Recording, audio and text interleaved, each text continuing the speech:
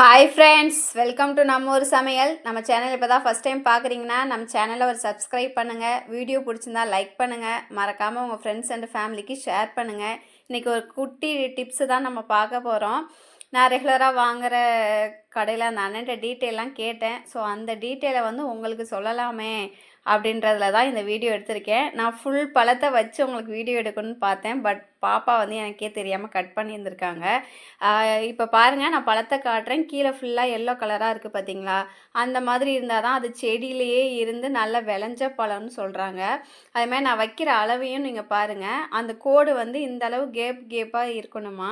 இந்த மாதிரி கேப்பாக இருக்கும்போது அந்த பழம் வந்து நல்லா விளைஞ்ச பழமாக இருக்குன்னு சொல்கிறாங்க. நல்லா பழமாக இருக்குன்னு சொல்கிறாங்க. ஒரு டிஷ்யூ பேப்பர் எடுத்து டிஷ்யூ பேப்பரை வந்து அதில் அமுக்கி பாருங்கள். லைட்டாக நமக்கு இந்த மாதிரி கலர் ஷேடு வரலாம்.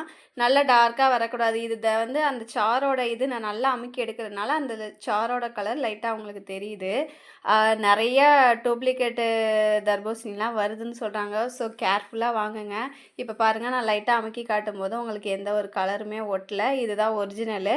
அவங்கள்ட்ட நான் ரெகுலராக வாங்குகிறேன். தோட்டத்துலேருந்து டைரெக்டாக வாங்கிட்டு வந்து லாரியில் வச்சு சேல்ஸ் பண்ணுறாங்க. மினிமம் ஒரு 5 கிலோ இருக்கிற மாதிரி பழமாக பார்த்து வாங்கிக்கோங்க. அதுதான் கொஞ்சம் நல்ல விளைஞ்ச பழமாக இருக்கும்.